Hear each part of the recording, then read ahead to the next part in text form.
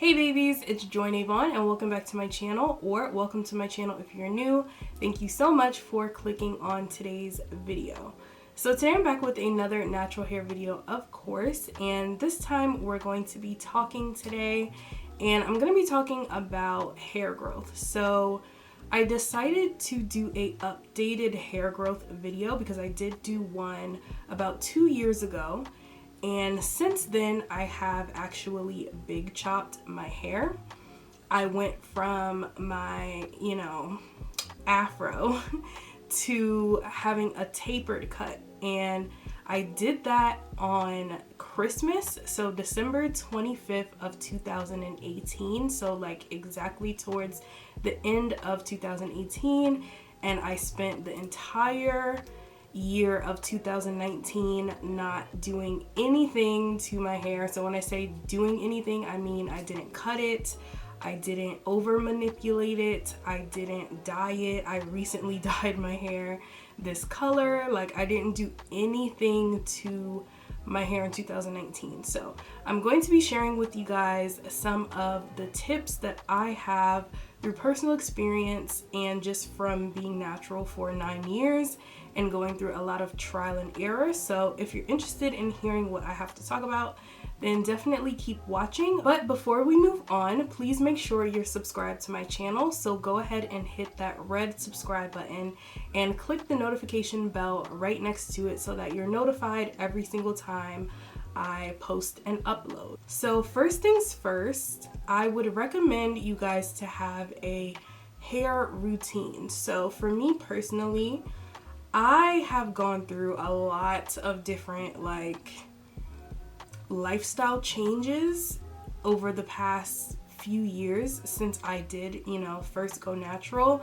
When I first went natural, I was just finishing high school and getting ready to start college, and then I went through my whole entire 4 years of college kind of protective styling off and on, wearing my hair out sometimes, putting way too much stress on my hair, adding heat to it. I had heat damage. I did not know what I was doing. So towards the end of college, I had my mom cut my hair, and I guess that was my first mini big chop, I guess you would say. She didn't cut it dramatically, she just evened it out to get all the damage off and to just make sure it was a shape. So that happened. And then from there, after I graduated college, I moved to Georgia from New York, and it was a huge transition as far as weather, because it's extremely humid down south, and that took a toll on my hair. At that time, I was wearing my natural hair out all the time, heavily.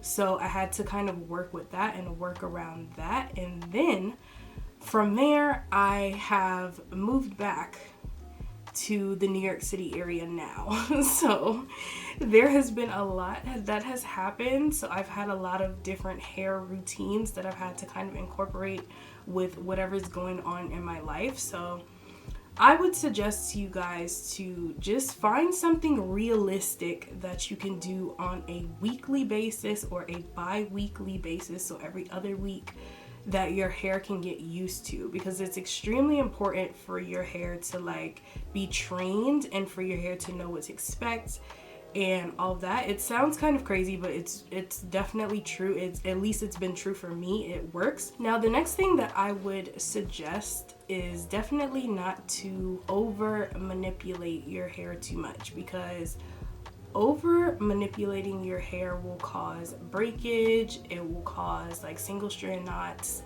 It will cause just a lot of stress and tension on your scalp, and that's definitely not what you want to do. So if you are going to style your hair, that's fine, but just make sure that you're not doing it all the time. Every single time you go to do your hair, you're styling it. Try to incorporate low tension styling methods that you can do. For example, this, like I said, I twist my hair up and then I unravel it and then I just leave it like this. I don't do anything else to my hair. I'll pick it out, I don't even have like anything in it right now. I don't have any edge control on. Like I don't have anything going on. So a low tension method is this, and also just putting your hair in a puff, like without slicking it into a puff. You could easily just like put a headband around it, wear it up, and then you're good to go. So there's lots of different styles that you can try to, not keep your hands in your hair and keep manipulating your hair, but it still be cute. You know what I mean? For like weekly wear. Something else that's extremely important is to know how to protect your hair when you're going to bed, or just basically when you're moving throughout your daily life, like whether you're in the house or whatever it is that you're doing. For me personally, I wear a satin bonnet when I go to sleep. So how my hair is right now, I will just put a bonnet over it and go to sleep. I don't pineapple it. I don't do anything crazy. Like I'll literally just put a bonnet over this, wake up, take the bonnet off, and pick my hair out and spray it with some leave-in conditioner spray, and that's it. That's all I do.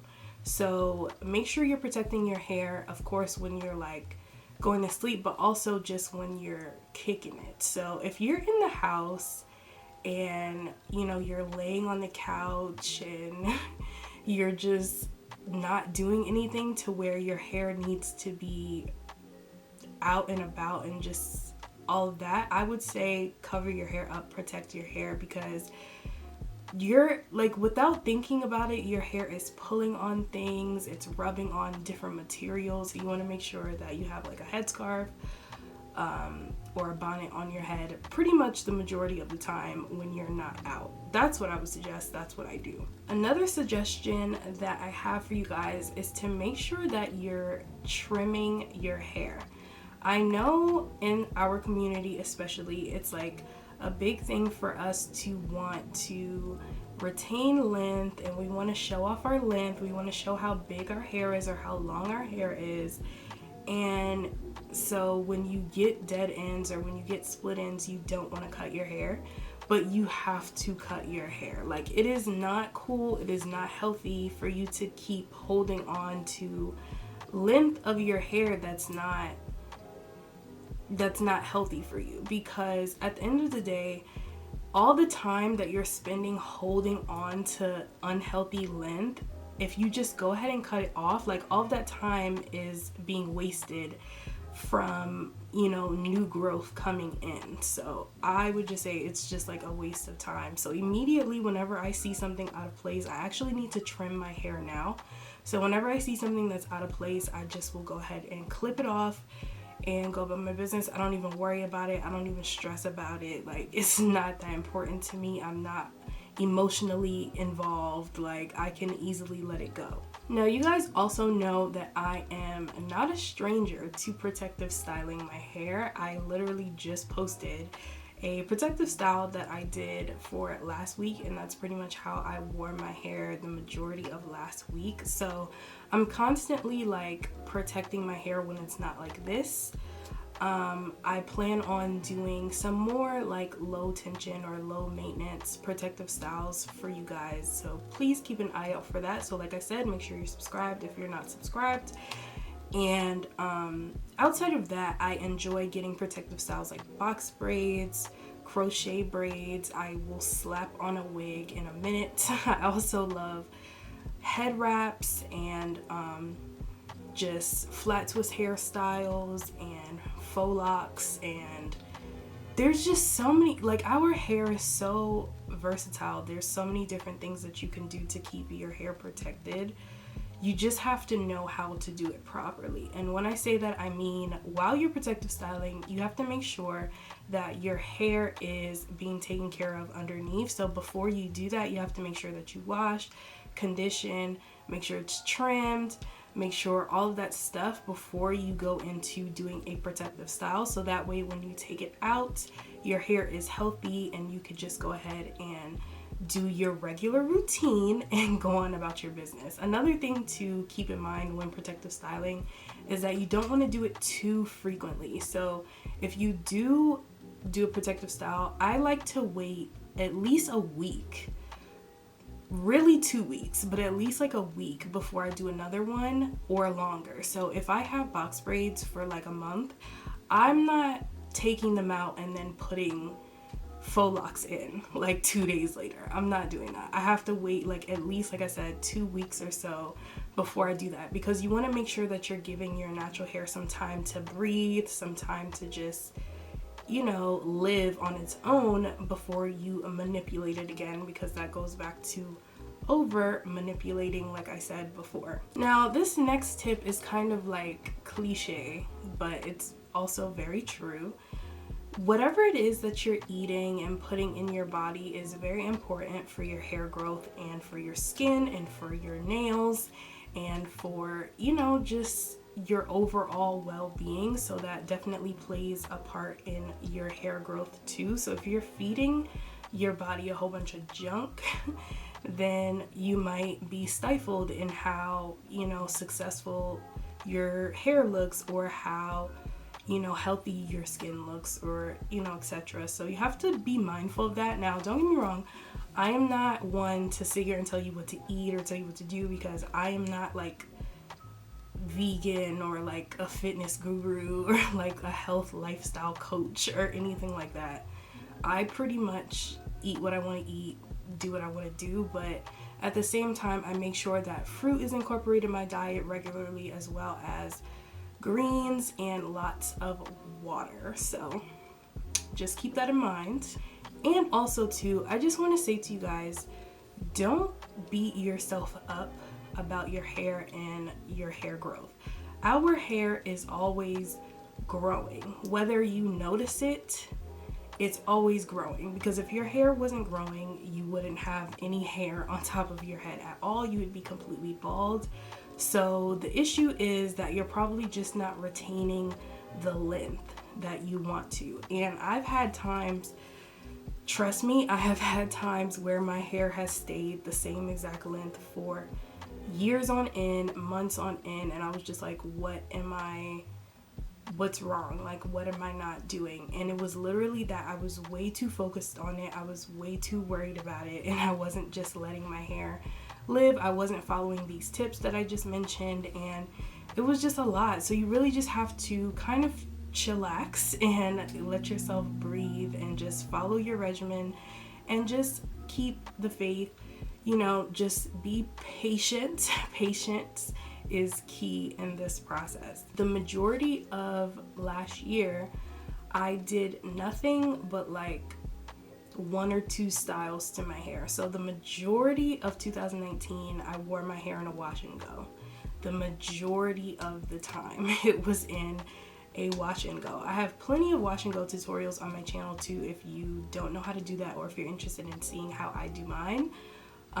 Outside of that, my hair was pretty much braided, like cornrowed, because I wore a lot of like wigs, or I wore my favorite afro wig a lot, which I also have a video on that. But yeah, like I kept my hair either styled in a wash and go or braided up and put away and moisturized underneath my wig. So like I said, routines are crucial. Letting your hair breathe is crucial, and just really sticking to a regimen is crucial. I honestly did not even notice how much my hair grew until like, I want to say the new year came in, because you guys, when I had a tapered cut, all of this was shaved, like shaved down. My sides were shaved, and obviously nothing about my hair is short in that aspect. Like, it's nothing compared to what it was before. So